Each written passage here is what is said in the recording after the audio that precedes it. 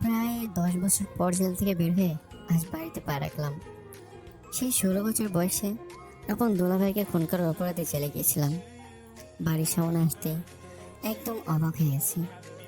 পুরো বাড়িতে সাজানো আছে বিভিন্ন রকমের বাতি আর ফুল দিয়ে। গেটে সাজানো দেখে বুঝলাম বড় কোনো অনুষ্ঠান আছে, কিন্তু কিসের অনুষ্ঠান? আপু তো 2 দিন আগে আমার সাথে দেখা করেছিল, তাহলে সেদিন সে কেন বলেনি আমাকে এই কথা? ভিতরে যাবো কিনা ভাবছিলাম, গেটের সামনে দাঁড়িয়েই তখন পিছন থেকে কেউ কেন আমাকে ধাক্কা দিল। কি মশাই, কি চাই এখানে? 14 থেকে 16 বছরের একটা যুবক ছেলে বলল কথাটা। আজ এখানে কিসের অনুষ্ঠান? আমার ছোট খালামণি নিহার বিয়ে। ছেলেটার মুখে এমন নিউজ শুনে আমি তো অবাক হয়ে গেলাম। তা আপনি কে, আর এখানে কি চান? আমাকে তুমি চিনবে না, তোমার খালামণিকে গিয়ে বলো তার কলিজা ছাড়া পেয়েছে। মানে কি? যা বলছি তাই করো। আম্মু, আম্মু, রানা ভাই। বলে চিৎকার করতে করতে বাড়ির ভিতর গেল। মিনিট খানিক পর পরিবারের সবাই এখানে হাজির, শুধু ছেলেটার খালামণি ছাড়া। বাড়ির কর্তা মানে আমার বাবা রাহিম সাহেব আমাকে দেখতেই রেগে বলে উঠলেন, এখানে কি চাই? তোমাদের দেখতে এসেছি বাবা। আপনি কে? আপনাকে তো আমি চিনলাম না। আমি পরিবারের সন্তান। এই পরিবারের সন্তান আজ থেকে 10 বছর আগে মারা গেছে। আমার মুখে এত বড় কথা শুনে আমার চোখের বাদ যেন আর মানছে না। তোমাদের সবার মনে আমার জন্য এখন অনেক রাগ জমে আছে। রাগ তো তার উপর করা যায় যে বেঁচে আছে, মরা মানুষের উপর আবার কিসের রাগ? কথাটা বলেন আমার বড় বোন নীলা। আপনি এখন এখান থেকে যেতে পারেন, বরযাত্রী আসার সময় হয়ে গেছে। ওরা এখানে আপনার মতো খুনিকে দেখলে বিয়ে ভেঙে দিবে। জি, অবশ্যই চলে যাব। তার আগে আমি আমার কলেজের টুকরার সাথে একবার দেখা করতে চাই। কার সাথে? নিহার সাথে দেখা করতে চাই। সে এখন দেখা করতে পারবে না। আপনি এখান থেকে ভালো ভালো যাবেন, নাকি আমি লোক ডাকবো? ডাকতে হবে না, আমি নিজে চলে যাচ্ছি। বলেই চোখের জল মুছতে মুছতে বাড়ি থেকে বেরোতে লাগলাম। বাড়ির গেট পেরিয়ে যেতে নিহা আসলো সেখানে। আম্মু, কি আসছিল? জানি না কি আসছিল। লুকিয়ে চোখের জলটা মুছে বললেন, কি আসছিল আপু? শুনলি না আম্মু কি বললো? আমরা কেউ জানি না কি আসছিল। নিহা সবাইকে জিজ্ঞাসা করলো, কেউ উত্তর দিল না। তখন শেষমেশ নীলাপুর ছেলে অনেকে জিজ্ঞেস করলো, কথা শুনে বুঝতে পারলাম সে যেই হোক না কেন এই বাড়ির কোনো সদস্য। তোকে কি কিছু বলেছিল? প্রথমে আমি যখন তাকে গেটের সামনে দেখি তখন বলেছিল তোমাকে গিয়ে বলতে তোমার কলিজা আজ জেল থেকে ছাড়া পেয়েছে। নিহা চোখ টলমল জল ছাড়া মুখে হালকা হাসি নিয়ে ছোট করে বলল, ভাই, আম্মু, নানা ভাই, নানু সবাই মিলে তাকে তাড়িয়ে দিল কেন? সে কোন দিকে গেছে? এই তো একটু আগে ডান দিকে গেল। অনেকের কথা শেষ হতেই নিহা এক ধরে গেটের কাছে চলে যায়। তখন পেছন থেকে আব্বু ডাক দিয়ে বললেন, এখানে কি করছো? বরযাত্রী আসার সময় হয়ে গেছে। ভাইকে তোমরা তাড়িয়ে দিলে কেন? চোখে টলমল পানি নিয়ে অভিমানী সুরে বলল কথাটা। কে ভাই? কার ভাই? তুমি জানো না তোমার ভাই আজ থেকে 10 বছর আগেই মারা গেছে। হুম, মারা গেছে। তোমাদের জন্য হতে পারে, কিন্তু আমার জন্য আমার ভাই এখনো বেঁচে আছে। নিহার মুখে এমন কথা শুনে আব্বু তার কাছে এসে কষে একটা থাপ্পড় বসিয়ে দিল। বেশ তর্ক শিখে গেছিস, চুপচাপ রুমে গিয়ে এখনই রেডি হ, একটু পরে বরযাত্রী আসবে। আমি কবুল বলার সময় আমার ভাই আমার সামনে না থাকলে কবুলের 10 সেকেন্ডের পর আমি বিষ খাবো। এখন আমি জানি না তোমরা কিভাবে আমার ভাইকে আমার সামনে নিয়ে আসবে। বলে গাল ফুলে চলে যায় নিহা সেখান থেকে। সোজা নিজের রুমে গিয়ে দরজা লাগিয়ে দিল। এদিকে আমি হাঁটছিলাম নতুন কোনো ঠিকানার উদ্দেশ্যে। ফুটপাথ দিয়ে হাঁটতে হাঁটতে শহরের মধ্যবিন্দুতে একটা বেঞ্চে এসে বসলাম। তখন কয়েকটা গাড়ি এসে আমার সামনে থামলো। দেখে মনে হচ্ছে এটা কোনো বের বাড়িতে যাবে মনে হয়, কিন্তু এখানে সে কেন থামলো? তখন দেখি একটা গাড়ি টায়ার পাঞ্চার হয়েছে। যে গাড়িটা নষ্ট হয়েছে সেটাকে দেখে সব গাড়ি চলে গেল। ড্রাইভার টায়ার চেঞ্জ করছিল, খুব গরম হয়েছিল, তাই গাড়িতে থাকা সবাই বের হয়ে গেছে। প্রায় 10 থেকে 12 জন, তাদের মধ্যে মেয়েদের সংখ্যা বেশি। আমি একসাথে এতগুলো মেয়েদের দেখে সেখান থেকে উঠে গেলাম। ফুটপাতে আরো মানুষজন হাঁটছিল, সবার ভিড়ে কাটিয়ে যাওয়ার সময় অনিশেষ অর্থে একটা মেয়ের বুকের সাথে আমার হাতটা লেগে গেল। Sorry sorry. বেয়াদবের বাচ্চা, গালি দিলেন কেন? লুচ্ছামি করছিস, তার উপরে গলাবাজি। দাঁড়া দেখাচ্ছি মজা। বলে চিৎকার চেঁচামেচি করে মেয়েটা। সেখান থেকে অনেকগুলো মানুষের ভিড়ও জড়ো হলো। এদের মতো লুচ্চাদের জন্য আজ মেয়েরা স্বাধীনভাবে চলাফেরা করতে পারে না। আমি দেখি নাই, সরি বললাম তো। প্রথমে ইচ্ছা করে আমার সাথে লুচ্ছামি করছে, আবার এখন আপনাদের দেখে সরি বলছে। আপনারাই বলুন এর কি করা যায়? তখন বিয়ে থেকে একটা লোক এসে বলল, মারো শালা বদমাইশ বেটাকে। লোকটার কথা শুনতেই আমার কথা কেউ কানে না নিয়ে ঝাঁপিয়ে পড়লো সবাই আমার উপর। কারো কষি আর কারো রাতে খেয়ে পড়ে গেলাম মাটিতে। সবাই মিলে আমাকে গণধোলাই দিল প্রায় 10 মিনিট। আমাকে আধ বড়া বাড়িয়ে সবাই চলে গেল। রক্তাক্ত অবস্থায় পড়ে রইলাম আমি মাঝ রাস্তায়। এদিকে মেয়েটার গাড়ি ঠিক হতে এসে চলে যায়। যতক্ষণ জ্ঞান ছিল দেখলাম একটা বিশাল ট্রাক খুব দ্রুত গতিতে আমার দিকে এগিয়ে আসছে। শরীরে একটু শক্তি নেই, সেখান থেকে সরে যাওয়ার জন্য মনে হচ্ছিল আমার সমস্ত শরীর রক্ত করে ধরে রেখেছে মৃত্যু ফেরেশতারা। কিছু সময়ের জন্য মনে করতে লাগলাম আমার অতীতটা, কলেজের সাথে কাটানো দিনগুলোর কথা বড্ড বেশি মনে পড়ছিল। ফ্ল্যাশব্যাক। চলুন তাহলে আপনাদেরকে শুনিয়ে নিয়ে আসি কি ঘটেছিল আমার জীবনে। বাড়িটা মাথায় তুলে নিবি নাকি তোরা দুজন মিলে? কোথায় তুলে নিলাম? বাড়ি তো বাড়ির জায়গায় আছে। আচ্ছা, আমার পরিবার আমার পরিচয়টা না একটু দিয়ে আসি যখন। আমার বড় বোনের নাম নীলা, আর তার নাম অনুসারে আমার নাম রাখা হয়েছে নিহান। আর আমার নাম অনুসারে আমার কলিজাটার নাম রাখা হয়েছে নিহা। নীলা আপু আমার থেকে 8-10 বছরের বড়। এদিকে আমি আর নিহা যমজ, কেউ কারো ছোট বা বড়ও নেই। সে কখনো আমাকে ভাই বলে, আবার কখনো নাম ধরেও ডাকে। আমিও কখনো তাকে আপু বলি, আবার কখনো নাম ধরে ডাকি। কিন্তু যতদিন জেলে ছিলাম ততদিন তাকে কলিজা বলে ডেকেছিলাম। আমরা দুটি ভাই বোন সব দুঃখের ইতিহাসটা একমাত্র এই জেলের 4 দেয়াল আর লোহার শিকলগুলো জানে। অনেক হলো তো কথা, এখন ফিরি কল্পনায় বা অতীতে। এই আপু, আজ স্কুলে যাবে না? না ভাই, যাবো না। কেন? তোকে বলবো না। তাহলে তোর কোন জামাই কি বলবি পিকনি? ওই টিকটিকের নাতি। কি বললি? যা শুনলি তাই বললাম। গেদুনির জামাই, বাতরের বউ। কুত্তা। এই তোরা কি শুরু করলি? দেখো আম্মু, তোমার ছেলে আমাকে কি সব বলছে। আমি জানি না বাপু, তুই তোর আব্বুর কাছে বলিস। উনি এখনই অফিসে যাওয়ার জন্য বের হবেন। আমার কথা শেষ না হতেই ব্যাগ হাতে নিয়ে আব্বু বের হলো। নিয়ে আব্বুকে বলার আগে আমি বলে উঠলাম, দেখছ আব্বু, সামনের মাসে পরীক্ষা আর তোমার মেয়ে এখন স্কুল ফাঁকি দিচ্ছে। আম্মু, তোমার ছেলেকে সাবধান করে দাও। বাহ বাহ, ভালো কথা বলতেই হুমকি। এই পেত্তিটা আমার বোন কেমনে হলো আমু? কুত্তা, তোরে তো আজ আমি খাইছি। একটু আসতে বললো যাতে আব্বু না শুনতে পায়। আমাদের এসব কাণ্ড দেখে আব্বু বলে উঠলেন, নিহা, তুই নাস্তা করে স্কুলে চলে যা। নেহা আজ যাবে না। কিন্তু কেন? সকাল থেকে ওর খুব জ্বর উঠেছে। কি? আমাকে আগে বললে না কেন? বলে নিহার গালে এবং কপালে হাত দিলাম। এমা, এই তো দেখছি গা জ্বরে পড়ে যাচ্ছে। ওষুধ খেয়েছিস কি? বাসায় ওষুধ ফুরিয়ে গেছে, আব্বু অফিস থেকে আসার সময় নিয়ে আসবে। আব্বু তো সে রাতে ফিরবে, এতক্ষণ ওষুধ না খেয়ে তুই থাকবি কি করে? এদিকে আব্বুকে নাস্তার টেবিলে নাস্তা দিয়ে আম্মু আসছিলেন আর বলছিলেন, এই তো একটু আগে দুজনের মাঝে কি তুমুল ঝগড়া হচ্ছিল, নিহার জ্বরের কথা শুনতেই সব শেষ হয়ে গেল।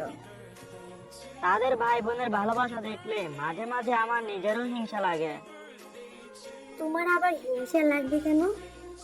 যে ভালোবাসা পাওয়ার কথা ছিল, আমরা দুজনে সেটা তাদের নিজেরকে মধ্যে ভাগ করে নিচ্ছে। তোর কি যে বলো না, দেখবে ওরা আমাদেরও ভালোবাসবে বড় হলে। বোন, তোর ওষুধের নামটা বল, আমি এক্ষুনি বাজার থেকে নিয়ে আসবো। তোর ক্লাসে লেট হয়ে যাবে তো। আরে দূর, বাদ দে তো তুই ক্লাস, তোর ওষুধের নাম বল। 1 মিনিট, আমি লিখে দিচ্ছি। নিয়ে ওষুধের নামগুলো লিখে দেয় আর সাথে 100 টাকার একটা নোট দিল। তুই টাকা পেলি কোথায়? চিন্তা করিস না, এগুলা তোর পকেটের টাকা। মানে? সামনে আসলে বলবো মানেটা কি। আচ্ছা, আমার দেরি হয়ে যাচ্ছে, এখন আসি। তাড়াতাড়ি আসবি কিন্তু। বড় রুম থেকে বেরিয়ে দেখি আব্বু চলে গেছেন। আম্মুকে বললাম, এখন আর নাস্তা করতে পারবো না, টিফিন রেডি করতে 5 মিনিট পরে সে নিয়ে যাবো আমি বলে বাজারের উদ্দেশ্যে বের হলাম। সেখানে গিয়ে বোনের ওষুধগুলো কিনলাম। বোন দিয়েছে 100 টাকা, অথচ ওষুধের দাম হলো 150 টাকা। আমার কাছে ছিল 50 টাকা টিফিনের জন্য, সেটা দিয়ে নিহার ওষুধ কিনে নিলাম। ওষুধ বাসায় দিয়ে 10টা 50 মিনিটে ক্লাসে পৌঁছালাম। 20 মিনিট লেট, তাই ক্লাস টিচারের কাছে শুনতে হলো 200টা লেকচার। এই প্রথম লেট করেছি, তাই মারিনি। স্কুল থেকে আসার পর ফ্রেশ হয়ে যখন মোবাইলটা হাতে নিলাম, চার্জ দেখে তো আমি একদম অবাক। সেই সকাল 9টায় চার্জ দিছি, এখন বিকাল 4টা। ফোনের চার্জ হয়েছে মাত্র 3% থেকে 5% আসছে। ফোনটা গরমও হয়েছে, তার মানে কেউ এটা ইউজ করছে সারাদিন। কে হতে পারে প্যাকেটটা ছাড়া? এক দৌড়ে চলে গেলাম নিহার রুমে। কি হয়েছে? তোর জামাইয়ের মাথা, তুই আমার ফোনে কি করছিস সারাদিন? কই কিছু না তো। আমার ফোন গরমে আছে, তুই সারাদিন ইউজ করছিস বলে। আমার বয়ে গেছে, তোর ভাঙ্গা চোরা ফোন হাতে নিয়ে আস। আমার ফোন ভাঙ্গা, দাঁড়া দেখাচ্ছি। কার ফোন ভাঙ্গা? বলে বোনের ফোন হাতে নিয়ে হাঁটা জানালা বাইরে নিলাম। এখান থেকে ফেলে দিলে দেখা যাবে কার ফোন ভাঙ্গা আর কার ফোন ভালো। এই না না ভাই, এমনটা করিস না ভাই প্লিজ। আগে সত্য কথা বল। আসলে সারাদিন ধরে কারেন্ট ছিল না তো, এদিকে আমার ফোনে ডাটা নেই, তাই তোর ফোনটা ইউজ করেছিলাম। কি করেছিস? তেমন কিছু না, ইউটিউবে ভিডিও দেখছিলাম আর ফেসবুকে কয়েকটা মেয়ের সাথে কথা বলেছি। আমার ফোনে তোর অ্যাকাউন্ট লগ ইন করতে গিয়ে বলছে। আমার অ্যাকাউন্ট লগ ইন করি নাই তো, তোর অ্যাকাউন্ট দিয়ে কথা বলেছি। নিশ্চিত তুই আমার জন্য বড় সড়ো কোনো বাস রেডি করছিস? আচ্ছা, কার সাথে কথা বলেছিস? বেশি না, 10টা মেয়েকে টেক্সট দিছি। কি টেক্সট দিছিস? আই লাভ ইউ বলে। নিহার কথা শুনতেই আমার চোখ দুটো বড় বড় হয়ে গেল। কত্তি ভেতনি, এটা তুই কি করলি? আমি তোর জন্য ক্লাস মিস দিয়ে ওষুধ এনে দিলাম, আর তুই কেনা আমাকে এত বড় বাস দিলি? আহারে, আমার ভাই দেখে উল্টা বুঝলো। আমি তো তোকে বাস দিইনি, তোর কাজটা সোজা করে দিলাম। তুই যে ভিতর ডিম, একটা মেয়েকেও প্রপোজ করতে পারলি না এখনো। আচ্ছা, কাদের টেক্সট দিয়েছিস? আমার সবগুলো বান্ধবীদের। তুই একটা পেতনি, আর টেক্সট দিয়েছিস আরো বড় পেতনিদের। আমাকে পেতনি বলেছিস বলছিস, আমার বান্ধবীদের বলবি না। বলবো, তুই কি করবি? পেতনির সাথে বিয়ে দিব। আর তোরে পাশের বাসার মটকাটার সাথে দিবি। 1 মিনিট দাঁড়া, মজা দেখাচ্ছি তোরে। 1 নয় 10 মিনিট দাঁড়াবো, কি করবি তুই? এই দেখ কি করে। বলে বিছানা থেকে উঠে দিল আমার চুল ধরে টান। নিহাল লাগছে, স্যার বলছি, ভালো হবে না কিন্তু বলে দিলাম। ভালো হবে না খারাপ হবে সেটা পরে দেখা যাবে। বুঝেছি, এভাবে কাজ হবে না। আম্মু, এক চিৎকার দিলাম। সারা বাড়িতে দেয়াল ছুঁড়ে রান্না করে আম্মুর কানে শব্দটা গেল। আবার ঝগড়া শুরু করে দিয়েছে মনে হয়। না আর পারি না এদের নিয়ে, আজ একটা ব্যবস্থা করতেই হবে ওদের। বলতে বলতে রান্নাঘর থেকে আম্মু রুমে আসলেন। ততক্ষণে দুজনে চুল ধরে টানটানি শুরু করে দিচ্ছি। আম্মু এসে ধমক দিতে আমি ছেড়ে দিলাম নিহাকে। এসব কি শুরু করেছিস তোরা? আমি নয়, তোমার মেয়ে শুরু করেছে। বাদরের বাচ্চা, চুপ থাক। আম্মু, আমার খুব মাথা ব্যথা করছে। দেখো, তোমার ছেলে আমার সব চুল ছিঁড়ে ফেলছে। ওর সাথে লাগতে কি বলেছে? আমি লাগি নাই, ও আমার সাথে লাগছে। না আম্মু, ও মিথ্যা বলছে, আমি লাগে নাই। তুই মিথ্যে বলছিস। দেখে নেবো তোকে। আমিও দেখে নিব। এই ফিতারের পাশে আসলে খবর আছে বলে এই ঘরের মাঝখানে একটা ফিতা দিয়ে ধ্বংস করলাম। বাইরে? আমি বাইরে গেলে কেমনে যাবো এই ফিতার পাশে না গেলে? সেটা আমি জানি কি। ওয়েট, দেখাচ্ছি মজা। তখন তো তেমন বয়স ছিল না, দুজনেরই প্রায় 14 থেকে 15 হবে। দুজনে এক রুমে থাকি, বিছানা 2টা, ওয়াশরুম, পড়ার টেবিল, আরেকটা কাপড় রাখা, ক্যাবিনেট। বলতে গেলে দুজনের ঘুমানোর স্থান আলাদা, আর সবকিছু ছিল এক জায়গা। কিন্তু আজকে ঝগড়ার কারণে রুমটা 2 ভাগ হয়ে গেল। এখন বাকিগুলো ভাগ হবে মনে হয়। মজার বিষয়, রুম থেকে বের হওয়ার দরজা আমার অংশ হলেও ওয়াশরুম নিহার অংশ পড়েছে।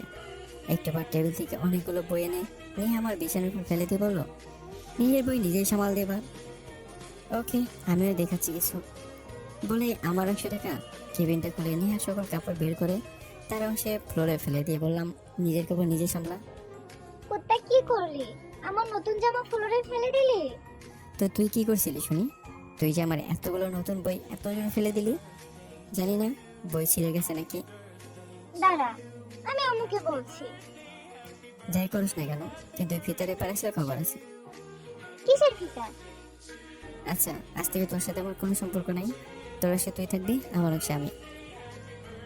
ওকে, ওয়াশরুমের চাবিটা কিন্তু আমার হাতে। রাতে দেখবো তুই কি করস। তোর মতো খুবিস না, আমি যে রাতে বারবার ওয়াশরুমে যাবো। আমার তো চিন্তা হচ্ছে এখন তুই কেমনে বের হবি। এভাবে বলে নিহা ফিতার কাছে আসলো, তোর ফিতাটা একটু সরিয়ে দিয়ে দরজার কাছে নিল। এখন পারবো তো বের হতে? আমি সরিয়ে দিতে নিলে তার পারবে না। ওয়েট, এক মিনিট। ফিতাটা একটু সরিয়ে দিলে তুই ওয়াশরুমে যেতে পারবি, আর আমি বাইরে। মানলাম, কিন্তু তোর মতো একটা পেতনির সাথে থাকতে হলে চুক্তি বানাতেই হবে। রাতে বানবো। বিকেলে ছাদে বসেছিলাম, তখন নিহা আসলো। এই শোন, হুম একটু বাজারে যেতে পারবি? আমার কি কোনো কাজ নেই মনে হয়? দেখ তো, তোকে বলার চেয়ে গোলের একটা কুত্তাকে বললে অনেক ভালো হতো। যা গিয়ে তোর জামাই গলির কুত্তারে বল। আমি কিন্তু এখন ঝগড়া করতে চাই না। আমি কি বলছি তোরে, আমার সাথে কথা বলতে এখানে? আল্লাহ, কেন যে এই পাগলের সাথে কথা বলতে গেলাম। ওয়েট, এখন একটু বাস্তবে ফিরে চলেন। কোথায় আছি এখন একটু জানাই আপনাদের। আসলে আমি হসপিটালে এক বেডে পড়ে আছি। আরে মরি নাই, মরার আগে কে যেন সেখান থেকে আমাকে সরিয়ে দিয়েছিল, তারপর এখানে এনে ভর্তি করছে। এখন আমি অজ্ঞান অবস্থায় আছি। আচ্ছা তাহলে চলো না হয় দেখে আসি আমার কলেজের কোথায় কি করছে এখন। আমার সাথে রাগ করে নিহা দরজা লাগিয়ে ফ্লোরে বসে কাঁদছিল আর বলছিল, ভাই, কেন দিলি এমন কসম? আজ তোর জন্য আমি না পারি কিছু সইতে, আর না পারি কাউকে কিছু বলতে। সত্যি বলতে ভাই, তুই যদি না আসিস আমার বিয়েতে, আমি বিষ খেয়ে ফেলবো। বরযাত্রী আসার 1 ঘন্টা আগে সবাই সে নিহাকে বধূ বেশে সাজালো। নিহা আঁচলে বিষের শিশি বেঁধে রাখছে। কবুল করার পর সাবানের ভাইকে না দেখতে পেলে সে একডোকে সব গেলে নেবে। সবাই যেখানে ব্যস্ত আনন্দে, সেখানে নিহা ব্যস্ত কল্পনায় তার অতীত নেই, যেখানে কেটে চলে তার কলেজের সাথে দিনগুলো। আগে আমি যবনে ছিল নিহান, আর এখন থেকে কল্পনায় শেষ অব্দি আমি যবনে থাকবো নিহা। আল্লাহ, কেন যে এই পাগলের সাথে কথা বলতে গেলাম? বলে নিহানের থেকে একটু দূরে এসে দাঁড়ালাম। মন খুলে ভাইকে বলতে পারছি না কথাটা। বলে অবশ্য না করবে না, কিন্তু বোন হয়ে এমন একটা কথা কেমনে বলি তাকে? এদিকে আর স্কুলেও গেলাম না। যদি যেতাম তাহলে না হয় ফার্মেসি থেকে একটা নিয়ে আসতাম। দেখতে ভালো লাগে না, একবার লজ্জা ভেঙে বলেই ফেলি। সে তো দূরে কেউ না, আমার আপন ভাই। এসব ভাবতে ভাবতে নিহান বলে ডাক দিয়ে ওই দিকে তাকিয়ে দেখি সে দেয়ালের পিছনে লুকিয়ে আছে। তার লুকানো দেখে আমি নিচের দিকে তাকালাম। সেখানে তাকাতেই তো অবাক, পাশের বাসার মোটর ছেলেটা আমার দিকে তাকিয়ে আছে। আমি তাকাতেই বলে উঠলো, এসব কাগজ দিয়ে ঢেল মেরে কি বোঝাতে চাও? যা বলার ডাইরেক্ট বলতে পারো। কি? আমি কই মারলাম ঢিল আপনাকে? তা নিয়েন না, আপনার মতো অনেক মেয়ে আমাদের লাইনে পড়েছে। সো যা বলার সোজা সোজা বলবেন। বলে আমাকে কোনো কথা বলার সুযোগ না দিয়ে ছেলেটা সেখান থেকে চলে গেল। এমনিতেই শরীর খারাপ, তারপরে এই ব্যাটার কথাগুলো মাথা খারাপ হয়ে গেল। আমি জানি এই কাজটা কে করছে, তাই কিছু না বলে সোজা নিহানের কাছে গেলাম। সে দাঁড়াতে ঠাস করে একটা চড় বসিয়ে দিলাম তার গালে। রাস্তার ছেলেদের কাছে নিজের বোনকে বেজ্জত করে খুশি দিয়ে, তুই যে তোর বান্ধবীর কাছে আমাকে ছোট করলি তখন কি? তাই বলে এভাবে একটা ছেলের কাছে আমাকে অপমানিত করলি? বলে রাখতে রাখতে সেখান থেকে চলে এলাম। সেদিন বিকেল পেরে সন্ধ্যা ঘনিয়ে রাত হয়ে এলো। দুজন দুজনের সাথে কোনো কথা বলল না। খাবার টেবিলেও দুজনের দূরত্ব বেড়ে গেল। মন খারাপ করে দুজনে খাবার নিয়ে ব্যস্ত। সবার নীরবতা ভেঙে আবু বলে উঠলে, আগামী সপ্তাহ থেকে নিহাত এখানে থাকবে না। কথাটা শুনতে আমার হাত থেকে ভাতের লোকমা পড়ে গেল। কোথায় থাকবো আব্বু? তোর আম্মুর কাছ থেকে আমি সব শুনেছি। তোরা সারাদিন ঝগড়া করস, তাই তোদের আলাদা করে দিব। নেহা বাড়ি থেকে পড়ালেখা করবে, আর তুই মেসে থাকবি। আব্বুর কাছে যতটা না অবাক হয়েছিলাম, আমি তার চেয়ে বেশি অবাক হয়ে গেলাম নিহানের এই একটা শব্দ শুনে। আসলে সে কি পারবে থাকতে ওখানে? নাকি রাগের মাথায় বলছে এসব? রাগের মাথায় বলুক আর স্বাভাবিক ভাবেই বলুক, সে যদি পারে আমাকে ছেড়ে থাকতে, আমিও বড্ড পারবো তাকে ছেড়ে থাকতে। এসব ভাবতে ভাবতে কাল শেষ হয়ে গেল। রাতে আর কোনো কথা হয়নি। সে তার মতো করে, আমি আমার মতো করে ঘুমিয়ে পড়লাম বিছানায়। রাত তখন 1:30। আমি ঘুম থেকে উঠে ওয়াশরুমে গেলাম। হয়েছেটা কি আসলে আপনারা একটু একটু বুঝতেছেন হয়তো। ওই যে মেয়েদের মাসিকটা না, তাই হয়েছে। মাসিকের ব্যথা যে কিরকম তা একজন মেয়ে ভালো জানে। সারা ঘুমানো যায় না ঠিক মতো, পেটের ব্যথার কারণে। হ্যাঁ, এটাই হয়েছিল আমার সাথে। মনে হচ্ছিল যেন পেটের প্রত্যেকটা রগ এক জায়গায় এসে জমা হয়ে আছে। না পারছি চিৎকার করে কান্না করতে, আর না পারছি সইতে। চোখের জল ফেলছিলাম আর মুখে ফুঁকে ফুঁকে কাঁদছিলাম। আমার কান্নার শব্দ পেয়ে পাশের বিছানায় শুয়ে থাকা নিহান বলে উঠল, এই পেতনি, কি সব শুরু করলি? এত রাতে কাঁদছিস কেন?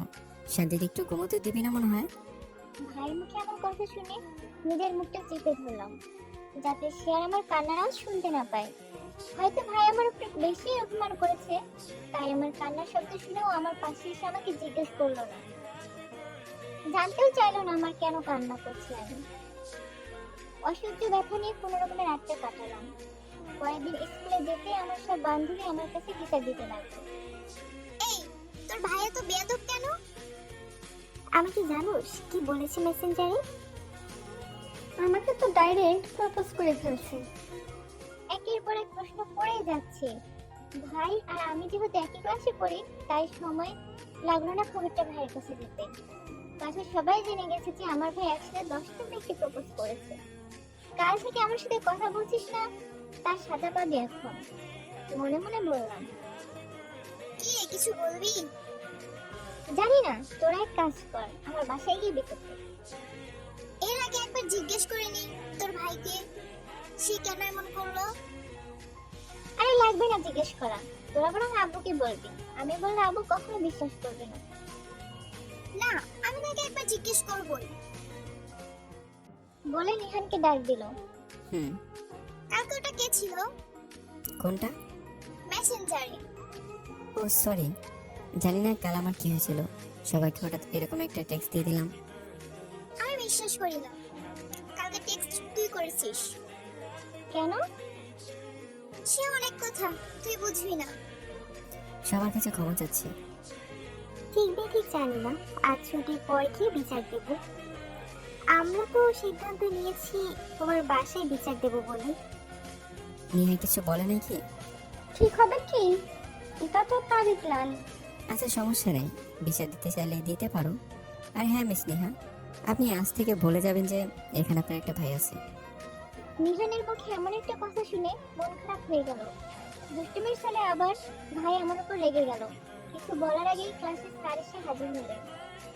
স্কুল ছুটির পর যখন সব বান্ধবী বললো আমার বাসায় যাবে, আমার বাসায় যেতে পারিস, সমস্যা নেই, কিন্তু ভাইয়ের বিরুদ্ধে বিচার দিতে পারবি না। কেন? কারণ ভাইয়ের কোনো দোষ নেই, সব দোষ আমার। আমি দুষ্টুমি করে ভাইকে ফাঁসানোর জন্য এসব করেছিলাম। তাই বলে আমাদের টেক্সট দিলি? আমি জানতাম নিহান এমন করতে পারে না। কেন? খুঁজে নিয়ে দেখিস, তোর ভাই স্কুলে 4 থেকে 5টা মেয়েকে প্রপোজ করেছে, এদের মধ্যে আমিও ছিলাম। কি বলছিস এসব? ঠিকই বলছি। আমি যখন প্রপোজ করেছিলাম তখন সে অ্যাকসেপ্ট করে নাই। কেন? শুধু তোর জন্য। মানে? তার মতে সে যা করে তুইও তাই করিস। করি তো। কখনো যদি সে প্রেম করে তুইও করবি? তুই ভুলবশত কোনো ছেলের পাল্লায় পড়ে গেলে তখন বাধা দিতে পারবে না, তখন তুইও বলবি ভাই তুমি প্রেম করতে পারলে আমি পারবো না কেন? তাই তোদের ভাই বোনের ভালোবাসা দেখলে আমাদের বড্ড হিংসা হয় রে। তোর ভাই সব ছাড়তে পারে তোর জন্য। আর জানোস আমাকে কি বলে? তাকে নাকি কোনো মেয়ে পাত্তা দেয় না।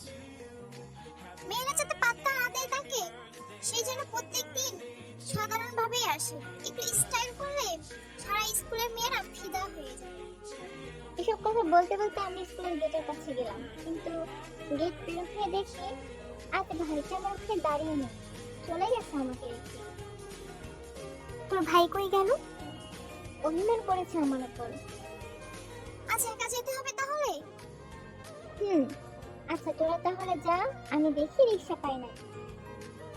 Okay bye. সবাই চলে যাওয়ার পর আমি সেখানে দাঁড়িয়ে রিক্সার জন্য অপেক্ষা করছিলাম। তখন আমার পাশে এসে দাঁড়ালো ভাই। কোথায় ছিল এতক্ষণ? হেড স্যারের কাছ থেকে টিসি নিয়ে এলাম। ভালো। আগামী সপ্তাহে আমি নতুন স্কুলে ভর্তি হবো। আমি আর কোনো কথা বললাম না। একটা রিক্সা আসতেই ভাই উঠে পড়লো, আমি উঠে পড়লাম। কিছু দূর যাওয়ার পর একটা ফার্মেসির সামনে থামতে বললাম। কি করবি? একটা কাজ আছে। আচ্ছা বল, আমি নিয়ে আসি, কি লাগবে? না লাগবে না বলে রিক্সা থেকে নেমে ফার্মেসিতে গিয়ে একটা প্যাড নিলাম। ভাই রিক্সায় বসে দেখতেছে আর হয়তো ভাবতেছে কালকে রাতে আমি এজন্যই কান্না করেছিলাম। আমার ধারণাটা ভুল হলো না। রিক্সাতে উঠতেই ভাই বলে উঠলো, কাল রাতে বুঝি তুই এজন্য কাঁদছিলি? হুম। তাহলে আমাকে কাল বিকেলে বললি না কেন? কিভাবে বলবো তোকে, আর কেনই বা বলবো? তুই আমাকে বলবি কেন? আমি তোর কে হই? তুই তো রাগ নিয়েছিলি, এখনো আসিস। আমি তো তোর কেউ না। আচ্ছা তুই আমার কেউ না, তাহলে কেন তোর বান্ধবীদের বাধা দিল বাসায় বিচারে আসতে? দোষটা আমার ছিল। আমার দোষের কারণে অন্য কেউ কেন শাস্তি পাবে? আর তুই কেন হুশিয়ার প্রপোজাল রিজেক্ট করবি তুই কেমনে জানলি? বলে আমার দিকে অবাক হয়ে তাকালো। সে আমাকে সবকিছু বলেছে। আমার ভালো লাগে নাই তাই? আমার জন্য তুই এমনটা করেছিস? আমার বই গেছে একটা পেতনির জন্য এসব করতে। কাকে পেতনি বললি? যাকে বলা তাকে বলছি পেতনি। খুব সাধ্যে গেছে বুঝলি রাস্তার মাঝখানে হাজার হাজার মানুষের ভিড়ে কেলানি খাওয়া।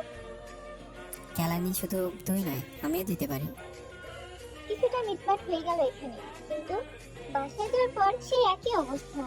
ভাইজান আমাকে চিনেই না, বারবার এড়িয়ে যাচ্ছে আমাকে। সে তার মতো আর আমি আমার মতন করে কেটে গেল 4 দিন। আগের মতো ভাই বিকেল হলে ছাদে যায় না, বন্ধুদের সাথে আড্ডা দিতে চলে যায়। বিশাল বড় এই বাড়িতে আমি হয়ে গেলাম বড় একা। আব্বু সারাদিন অফিসে থাকে, আম্মু তো তার কাজে। তাই ভাইয়ের সাথে কথা না বলে যেন আমার দিনই কাটছে না। সারাদিন তো আর ফোন টিপে সময় যায় না। বিকেল হলে ছাদে বসে থাকি আর রাত হলে পড়ার টেবিলে। 6 দিন পর রাতে ভাই তার কাপড় প্যাক করছিল। দেখে বুঝতে পারলাম সে কালকে চলে যাবে। তুই কি সত্যি সত্যি চলে যাবি? হুম। আমার কথা একবারও ভাবলি না? তোর কথা আবার কি ভাবতে হবে? তুই চলে গেলে কি হবে আমার খালার সাথে? তোর জামাই হবে। কুত্তা আমি ফাজলামো করছি না, সত্যি করে বল। আমি ফাজলামো করছি না। এটাই কি তোর শেষ কথা? হ্যাঁ রে, এটাই আমার শেষ কথা। কাল খুব ভোরে উঠে চলে যাব, তোর সাথে দেখা নাও হতে পারে। আর বলে কাপড় প্যাক করতে লাগলো ভাই। আর এদিকে যেন আমার চোখে যা আটকে রাখতে পারলাম না আমি। সেদিনের মতো আজও কান্না করছে নিহা বধবেশে। দরজায় কারো ডাক শুনে হুঁশ ফেলল নিহার। বরযাত্রী চলে আসছে। ভাই এসেছে কি? তোর আব্বু সারা শহর খুঁজেছেন মানুষ দিয়ে, কিন্তু কোথাও পায়নি তাকে। আমি জানি না, ভাইকে না পেলে যা বলেছি তাই করবো। মা আমার এমন করিস না প্লিজ, বোঝার চেষ্টা কর মা তুই। কিছুক্ষণ পর কাজী এসে বিয়ের কাজ শুরু করলেন। বরের কবর গলা শেষ। নিহা যখন বলবে তখন চোখ মেলে তাকে দেখলো আব্বু আম্মু আর বড় বোন নীলাকে। তাদের দিকে তাকিয়ে